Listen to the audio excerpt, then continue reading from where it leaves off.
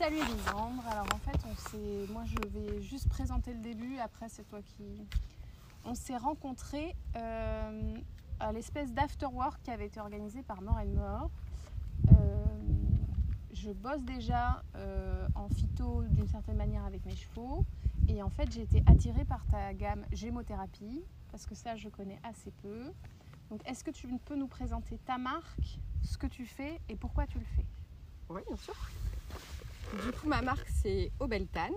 C'est une marque qui propose des compléments alimentaires et des produits de soins naturels pour les chevaux.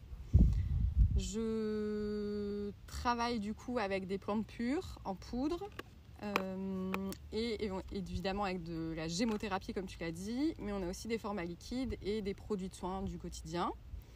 Pourquoi je le fais? Eh bien simplement parce que moi je suis naturopathe à la base pour les chevaux.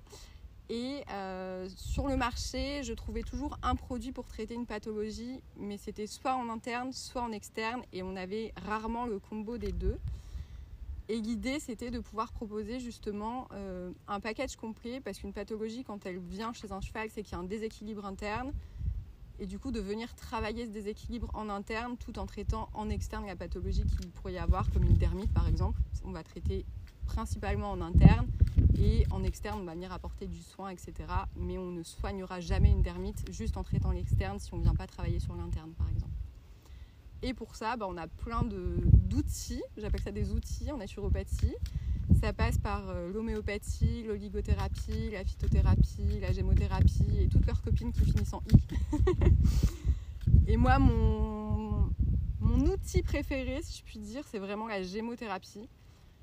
Parce qu'on va y retrouver tous les principes actifs de la plante en devenir, mais à la fois c'est beaucoup plus doux pour l'organisme et c'est mieux assimilé et ça vient vraiment travailler sur le terrain en profondeur, contrairement à une plante pure où on va retrouver qu'un seul principe actif dans la plante parce qu'on n'utilise qu'une seule partie et qui va venir à l'instant T aider et gérer la pathologie qu'il pourrait y avoir en cours, mais qui ne va pas réellement travailler sur le terrain en profondeur comme le ferait la gémothérapie.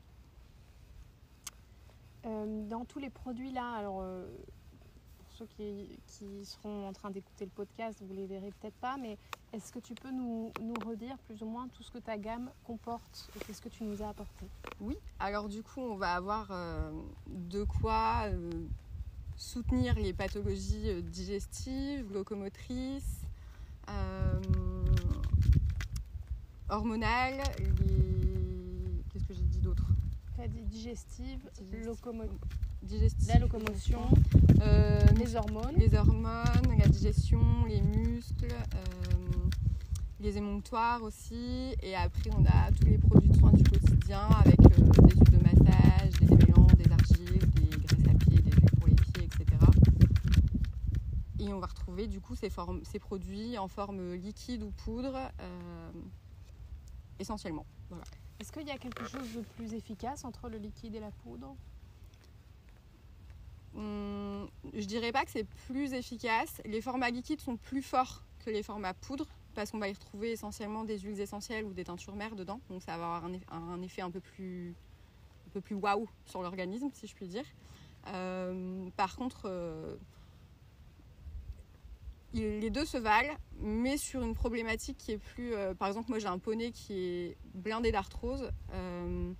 J'utilise pas de produits poudre sur lui quasiment. Je vais travailler essentiellement en gémothérapie et quand vraiment ça va pas, je lui mets du Bell Bones en format liquide et il a toute l'année, tous les jours de l'année, du Bell Flex qui est un format poudre, c'est des chondroprotecteurs. Mais sinon, après c'est vraiment selon les goûts des chevaux. Moi j'ai des poneys qui sont un peu relous avec les poudres. Dès que j'en mets, ils chipotent. Alors que les formats liquides, ça passe tout seul, quoi. Quelle est ta vision et l'évolution de ta marque? C'est quoi ton rêve par rapport à ça? Alors mon rêve, déjà c'est que ce soit connu par le plus grand nombre. Ensuite, toute ma gamme de gémothérapie, elle est bio. Et dans l'idée, à l'avenir, j'aimerais pouvoir mettre toute la gamme en bio, certifiée bio, etc. Et j'aimerais beaucoup aussi avoir mon propre labo. Ça, c'est un rêve. C'est un rêve de gosse un peu, mais pourquoi pas un jour. Et pouvoir former des gens aussi. Et l'idée, c'est vraiment... j'essaye, en tout cas sur mes réseaux et sur mon site internet, on a toute une partie blog où j'essaye d'instruire les gens un peu à pourquoi une pathologie apparaît, comment la prendre en charge, pourquoi. Vraiment éduquer les gens en fait. Et j'insiste toujours sur le fait que c'est pas parce que c'est naturel que c'est sans danger. J'ai beaucoup de gens qui me contactent et qui me demandent des plantes pour l'arthrose par exemple et qui précisent mon cheval va en concours tous les week-ends. Ouais, ok, très bien, mais dans les plantes pour l'arthrose par exemple, on va retrouver un principe actif qui est dopant. Donc en fait, on ne peut pas le donner en continu toute l'année. Et par exemple, chez moi, un truc que je veux dire absolument, vous ne trouverez jamais d'Harpagophytum dans ma gamme. Parce que pour moi, c'est une aberration. C'est une plante qui se donne vraiment en dernier recours. Pour moi, c'est vraiment du palliatif. Parce qu'en fait, oui, certes, elle va aider. Le cheval ne va plus ressentir la douleur, etc. Mais elle va détruire littéralement tout le système digestif. Donc, et encore une fois, c'est une plante, on pourrait se dire que ça ne peut pas faire de mal, mais bien sûr que si c'est mal choisi, mal distribué, etc., ça peut... On peut tuer avec des plantes. Exactement. Il y en a 2-3 là, si quelqu'un m'ennuie au fond de mon pré. Je sais très bien comment m'en servir. Bon, trêve de plaisanter. J'avais une autre... Ah oui, si tu avais un seul conseil à donner à toutes les personnes qui nous écoutent, qu'est-ce que ce serait ? N'attendez pas que votre cheval déclare une pathologie pour prendre soin de lui. La naturopathie, c'est avant tout une médecine préventive et qui peut s'utiliser vraiment dès le plus jeune âge. Un cheval en bonne santé, c'est un cheval dont la mère a été bien nourrie déjà de base pendant la gestation, etc. Donc pareil, quand vous achetez un cheval, choisissez bien vos élevages, renseignez-vous au maximum sur l'alimentation qu'a reçu la mère, qu'a reçu le poulain jusqu'au sevrage, etc.